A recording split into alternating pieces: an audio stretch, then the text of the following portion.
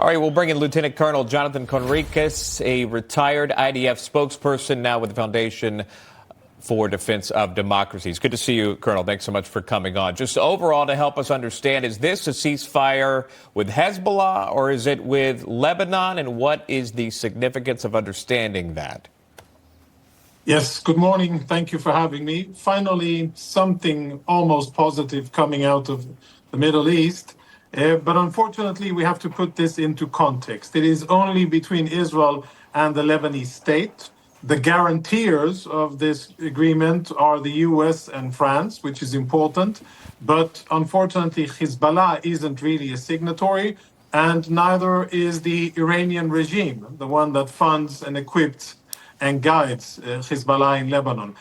What we can hope for is that 60 days will pass and that the conditions on the ground will be met for Israeli civilians to be able to go back to their homes, and that Israel can focus on finishing the job in Gaza and perhaps on moving onwards to stabilizing the country again and perhaps looking onwards towards Iran.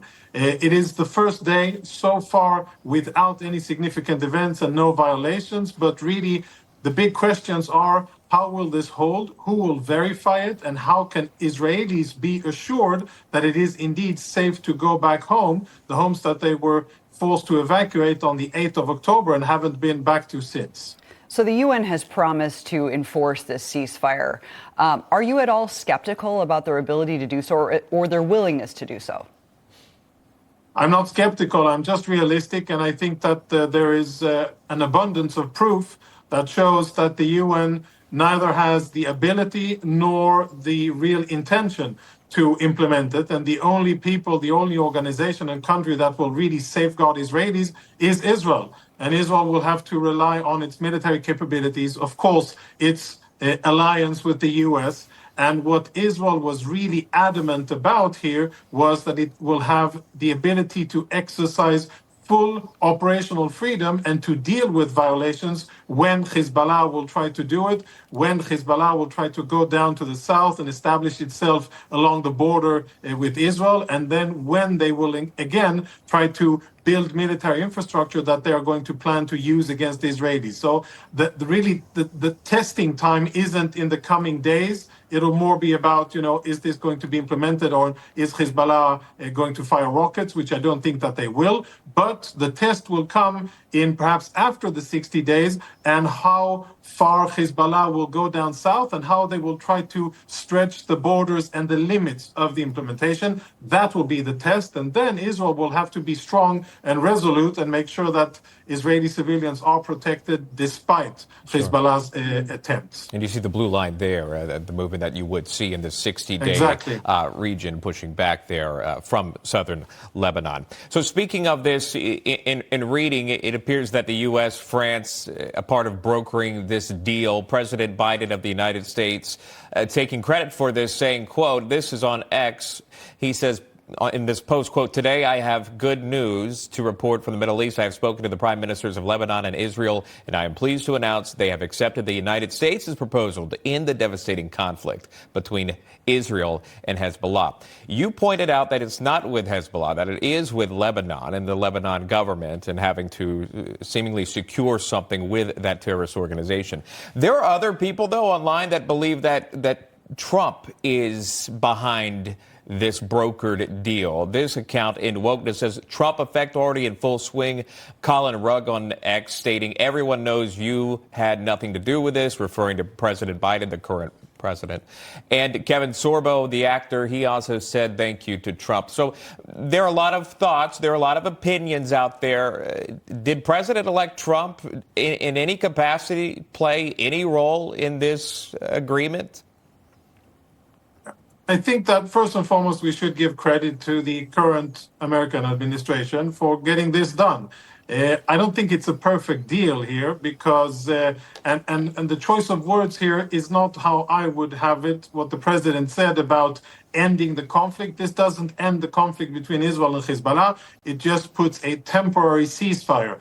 Hezbollah still wants to destroy Israel. Hezbollah is still funded by Iran, and Hezbollah will try to recover and replenish what has been destroyed by Israel, and they will for sure try to attack Israel again. So it doesn't really end. It puts a pause that I hope Israel will be able to use wisely and focus on what really matters in the region and what can really bring stability and peace. And that is by taking the Iranian regime out of the game and by making them, the Iranian regime, pay a price for their acts of aggression in the region and the fact that they are the ones who are funding Hamas, Hezbollah, the Houthis, Iraqi militias, Syrian militias, everybody firing at Israel are funded by Iran. And only when Israel, hopefully not alone, but only when Israel will deal with the Islamic Republic of Iran, will we know quiet and stability, and we can hopefully never see the sights that we're seeing on the screen now of destruction and war and suffering, and we can instead focus on prosperity and building and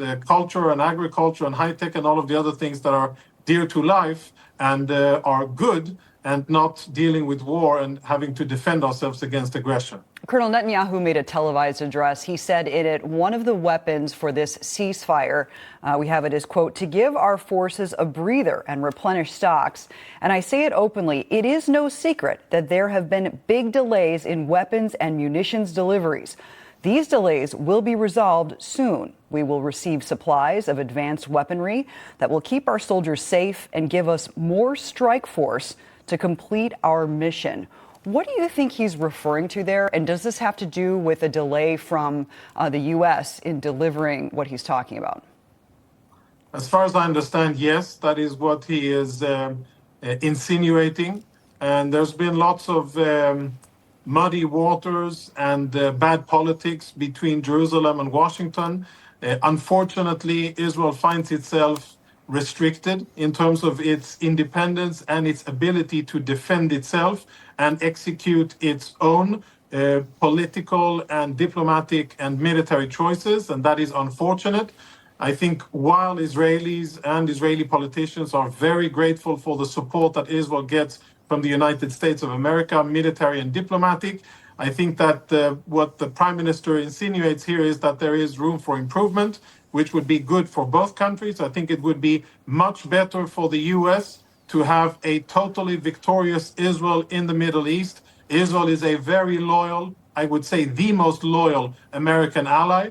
And I think that we need weapons and equipment to continue to defend ourselves and defeat our enemies, which are also, by the way, the enemies, sworn enemies of the United States. And, just as an example, over the last 3 months, Israel has taken out 5 most wanted jihadi criminals, most of them Hezbollah, with American blood on their hands, people that have been wanted by the U.S., by America for 20 and 30 years, involved in the bombing on the Beirut Marine Corps base, killing 234 Marines many years ago, and with lots of American blood on their hands. Israel has taken them out. And I think, that goes a long way to show what Israel is about. And I'm sure that we will see even better days of U.S.-Israeli relations, and it'll be good for America and good for Israel. All right, yeah. There were bounties on those people. Your point is very well taken. Lieutenant Colonel Jonathan Conricus, we appreciate you being here. Thanks. Thank you.